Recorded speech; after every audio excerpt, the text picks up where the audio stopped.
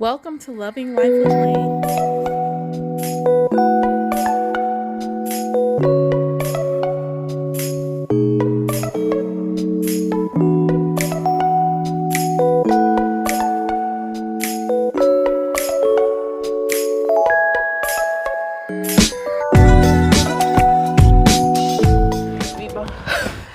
Hi, lovelies. Welcome to this week's episode of Loving Life with Lane. We have Keysa. She is going to tell us about real estate and how to get into real estate as a small business. She has an LLC for her properties, and she's going to walk us through. Right now, we're standing in one of her rental properties that she rehabbed, that she's going to re-rehab because she had some not so great tenants, right? But she's going to talk to us about how to get that started and how you too can begin to earn some residual income and increase your portfolio. If you're interested in learning how to do real estate as a small business, stay tuned.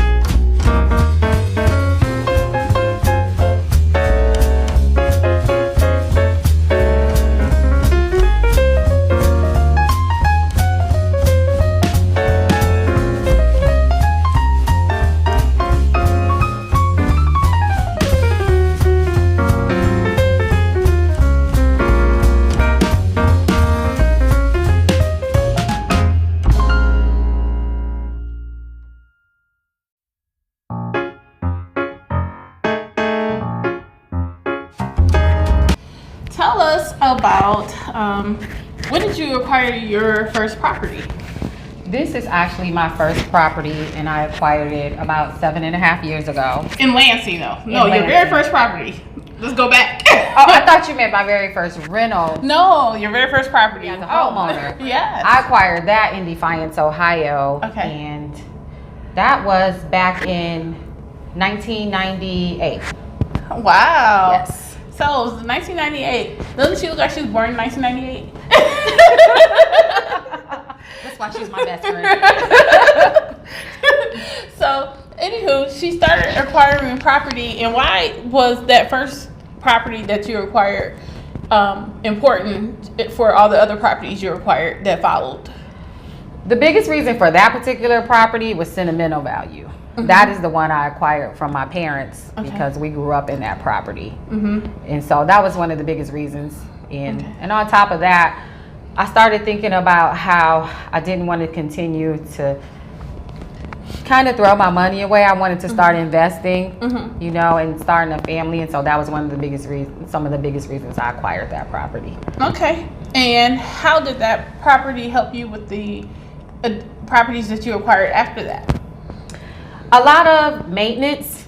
You know, as a homeowner, it comes with quite a bit of maintenance. Okay. You have to do a lot of things on your own. So when I acquired this property, I was able to come in with some know-how as far as laying tile and things like that, and landscaping. A lot of the things I learned to do on my own just from owning a home. So that helped me tremendously. Does being a previous homeowner, did that help you in terms of like the financing portion of acquiring my rentals? Yes. Did you pay cash? Did you finance them? Now this particular property, I'm gonna be honest, it was just total blessing. Okay. I'll go into detail. It's online anyway. Okay. This particular property, I was just browsing because I received a blessing. I was like, well, instead of spending the money, I'm gonna invest. So I was like, let's try rental property. So I was just browsing online, and I saw this property for sale, and it said $13,600, and I thought, that can't be real. I paid twice that for my car. Right. So I came by and looked at it, and what in this particular case, it was a foreclosure. Oh, wow. Okay. So that's why it was so cheap. And at the time, there was another guy who has a few properties on this block. He was interested as well. So when I came in and looked at it and saw the price, because it was actually pretty decent, it needed a few things done, but for that price, I mean, you can't beat that. I was like, whatever it needs, I can handle it. Right. And when they told me the other guy was looking, I said, I have cash. Cash is king, as they say. So the second I said I have cash, within 24 hours, it was mine. That's awesome. That is an awesome story, yes. you guys. So, what I'm learning from this is that you don't need a huge sum of money. You just need to keep your eyes open.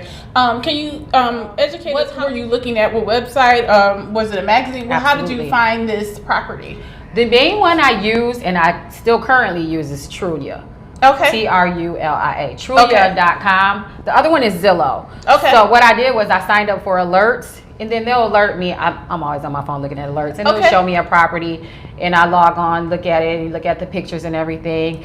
And I started to get acquainted with a couple realtors, and that's how I met a couple of them on Trulia. And I have one now who still works with me on properties.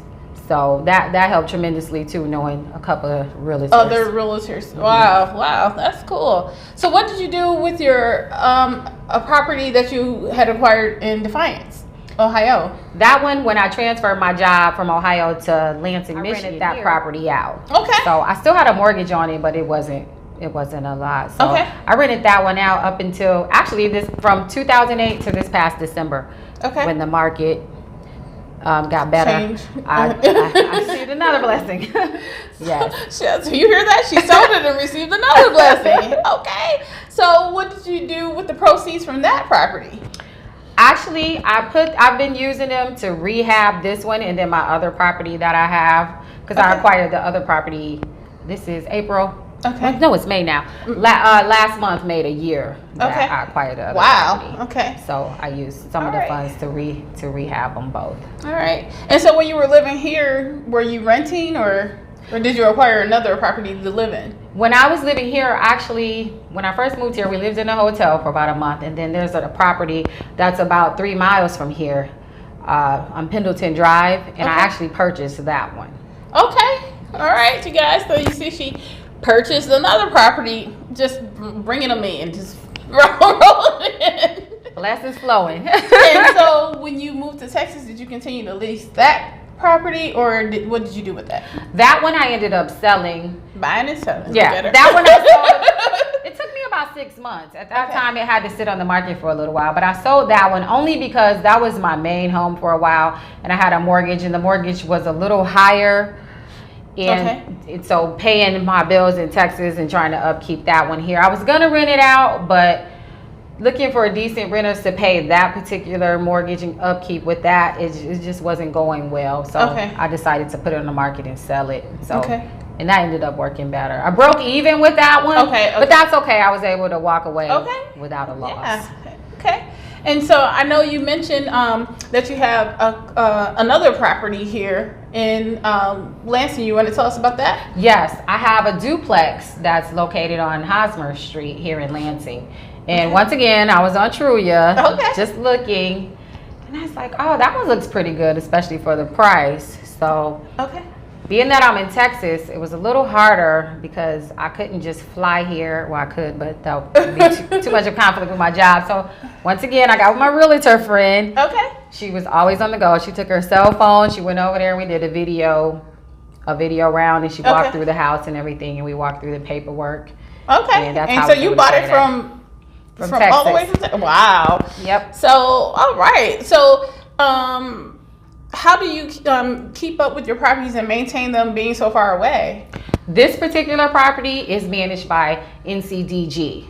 Okay. And so you hired a management company? Yes. For this one has a management company. The other property, Hosmer, currently I took over the lease for them. They were already in the lease, so I just came in and took over. So right now I'm doing everything on my own. If there are any issues, they call me, and I have a team. I have plumbers, I have landscapers, I have electricians. So when they call me, if there's an issue, I call my people. They run over there, fix it, and I pay for it. Cash App, Zelle.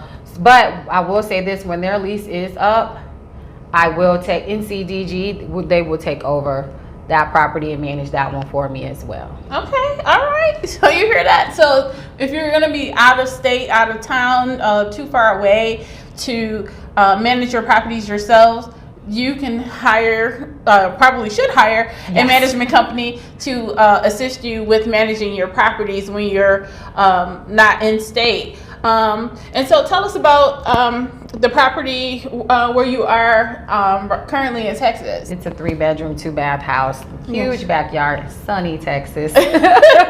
Shady, because it's cold here in Michigan. Yes.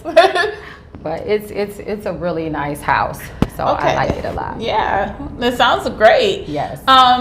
So viewers, so if you're interested in renting this property, you can contact NCDG Realty and Property Management. The office number is 888-782-2220. Okay, and you can ask for... The address is 1205 Highland, Hyland, in Lansing, Michigan. So just let them know that you're interested in the property located at 1205 Highland. But if you search it online, it should pop up on Trulia and also realtors.com. But just put the address in the search bar and their information should pop up as well. Okay, and how much does this 2-bedroom, 1-bath with a full basement go for? This goes for $1,000 a month. There's also a garage out back that you can use. It's a 1-car garage and also a nice backyard in the back. And I believe you stated that you left the yard maintenance equipment here?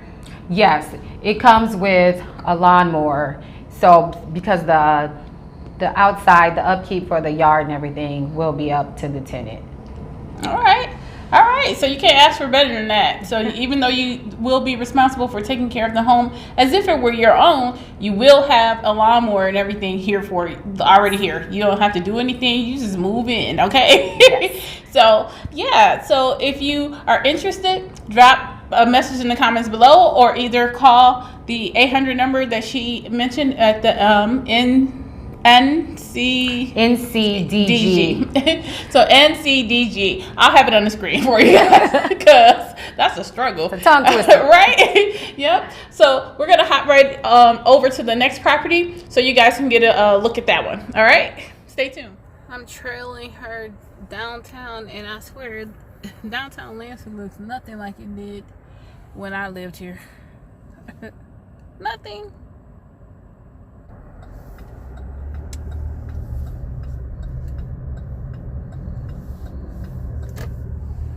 In 800 feet, turn right onto South Pennsylvania Avenue.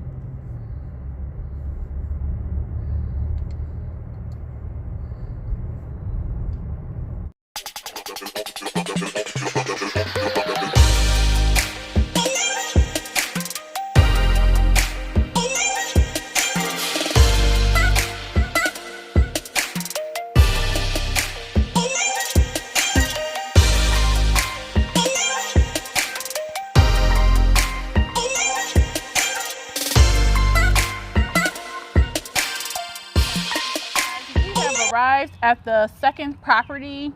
As you can see, it has the old world charm. It's definitely a historic home. Do you know the year? I can look it up. Okay. I actually have my phone, so while you're talking, I'll look it up. Yeah, so we're at the second property. It is occupied, so we can't do a tour of this one. There are no vacancies. How soon will it be before there are vacancies? This one, 223 South Hosmer. He actually just re-signed his lease about 2 months ago, so he's got about 10 months left. Okay. And this one, 225 South Hosmer, she's on a month-to-month lease. Okay. So at any moment, hers could go. And when she does leave, hers will be under NCDG management. Okay. Yes. And for both properties, can you tell us the specs on them? How many bedrooms, bathrooms, etc.? This side has 4 bedrooms, 2 bathrooms, and a basement. It's not a finished basement, but you can put a washer and dryer down there. It's a washer and dryer hookup. Okay. And it comes with a stove, refrigerator, and microwave. Okay. And this side is 3 bedroom, 2 bath with a basement with a washer and dryer hookup. And it also comes with the same amenities, stove, fridge, and microwave. Awesome. And we're only literally a rock's throw, a stone's throw. I'm looking at downtown between the trees right here. So everything was within walking distance.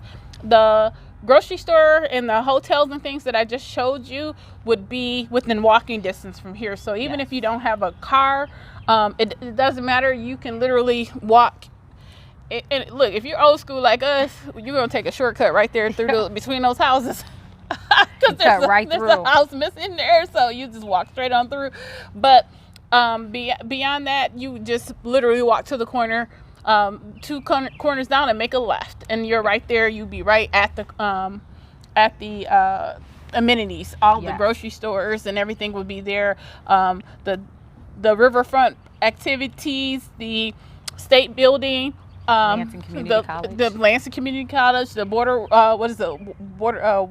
and lights building, everything is right there. Yep. I'm literally looking at it, you guys. I'm going to give you a bit, I'm going to zoom in on the view that I have. But so everything is like right here. It's definitely the old downtown where everything started at, and you would be able to enjoy the historic homes. If you like old charm, if you like a safe neighborhood, as you can see, it's really quiet. Nobody's out here. It's very quiet. And if you want affordable place to stay, this is it. Can you tell the viewers how much this property goes for on the 2-bedroom and the 3? Well, this side right here, currently, always subject to change, right? But currently, this side, the 3-bedroom is $900 a month, and the 4-bedroom is $1,000 a month. Okay. Yes. So okay. That's what it's going for. And the year I found it, 1894. Oh wow. So it is, guys, it is historic. Yeah, it's very historic. Because when I first pulled up, I was like, wow, this is giving me Old Paris or Italian kind of look. I love it. I love it. I love that it's preserved, and it's hard to find well-made homes like that. Even the new homes that we built aren't sturdy like these. Were built to last. Okay, and can you imagine the charm and how many stories you'd have to tell? And if these walls could talk, right? They'd have generations of stories to tell, right?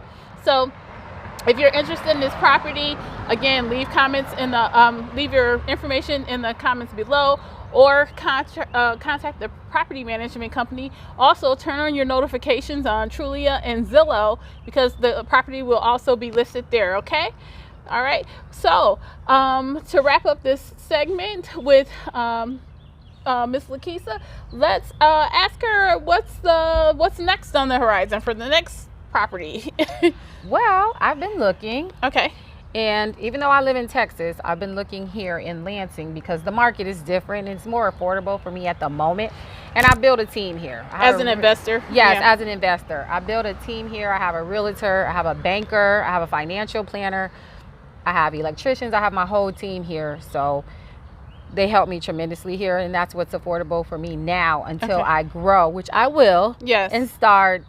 And what's the name of your LLC? Keysa's Kommodities. Okay. Can you spell that for the viewers? Yes, I absolutely will. Because you can Google me now. It's Keysa ''S, Keysa's, and Kommodities with a K. Kommodities, Keysa's Kommodities. And if any investors want to partner with her, again, drop your information in the comments below. I know you stated that like acquiring, a large property like this was a little different from the cash properties that you've purchased in the past. Can you tell us more about that process? Actually, in this one was a learning experience for me. I learned some things along the way with this one, because it's not as with when you're buying your own personal home. It's different because the bank, they look at it different because it's an investment property and they feel like you're more likely to walk away. So the process is a lot harder. So with this one, I went to try to just get a conventional loan, and it fell through. And it wasn't credit or anything. It was just more, they considered it more high risk. Because you're not going to be living in it yourself. Okay, so consider that. Exactly. Okay. And the fact that I live out of state, it was just, So what I had to do, again, I love my team because I was at my wit's end. I was like, well, what do I do now? So the realtor called my banker, and we got together, and she said, well, let's do what's called a hard money loan. Okay. And I didn't know about that until I acquired this property, which usually investors use. And a lot of times it's usually at a higher rate. Okay. You have interest to put rate. you have to put a bigger percentage down. Oh, okay. So I had to put like, I think it was 10% down. Okay. But I was able to get a loan to put down the 10%. Okay. The other loan, the conventional, they wouldn't take a loan as the down payment. Hard money loan does. Oh, wow. So you guys hear that? That's the difference between the conventional and the hard money loan. They'll take a loan as the deposit to begin to acquire the property. Yes. Okay. So they weren't willing. I don't know if other banks would, but that particular bank said no. It Okay. has to come from your pocket or we're not taking it. But the hard money loan and the process with that was totally different. They allowed it because they work with investors a lot, so they understand the process. Okay. So I did learn that. Okay. So that's how I acquired this hard money loan. But I will say this. Yes, the interest rate is usually higher, but what I did was I had to do it just to obtain the property. So within a year, you can go back and refinance under different terms with a different type of loan. Okay. But just to acquire it, that's the route I went because I just thought it was such a steal and a beautiful home. I couldn't pass it up. Yes. So. Yeah. So you guys, I hope that these gems and nuggets of information that she's dropping on you is getting you inspired to begin to acquire some properties. You can start small. You can start with one property, Yes. and it doesn't have to be a new build or anything like that. She's rehabbed some of her properties. As you can see, the property we just left, she's had to put some work into it. What work have you had to put into these 2 units? So far, since I came in, they were already here. Okay. So what I did was just take over their lease. So I haven't had to put in any work just as yet. And this one I was just in yesterday. And if you guys go online, 225 Hosmer, and Google it, you can actually see like the original hardwood floors on this side particularly. Oh, but just beautiful. Beautiful. I was amazed at how they're in such good shape. Okay. So far I haven't, but when they move out, I'll probably have to go in on one particular side. I do notice I'll have to replace carpet, but that's in paint. But that's normal wear That's and tear. normal. It's nothing. As an owner. Yeah, normal. Nothing major. Just normal wear and tear. So Okay. I don't see anything major. I'll have to hire a brick and mortar mason to patch up some of the spots to keep this place beautiful. I can see that there was one done before previously, but from a house that's what 1894. I mean, come on, you got to put some maintenance into it. Exactly. And I know you said that tomorrow. I know you already came over and took away some like debris and things that you that weren't making the yard beautiful. And so I know that you said that you're gonna probably come back or have somebody else come back. So what else do you want to see done to your yard? See, can you see the flowers? Can they see the flowers here? What do you want to say? The beautiful flowers here that grow in every year. My favorite kind, because you don't have to replant them. They'll just grow in every year. So what I'd like to do is just clean this up so we can make this a focal point. Clean up the yard a little more. And as you see, the steps need a little work with the brick over there. And so we're just going to do some landscaping and clean up the fence along that lines and probably put up a nicer, newer fence over there as well in the long run. That's one of my other goals. All right. Awesome. And so what we're going to do is do a little panoramic so that you can see the view that I mentioned around the corner, across the street. So as you can see, in between this greenhouse and this tan house here, you can see directly downtown. That's how close you are. You can see the lights flickering and things like that. So you will not have any problem being able to access groceries and things like that. So yeah, it's very walkable.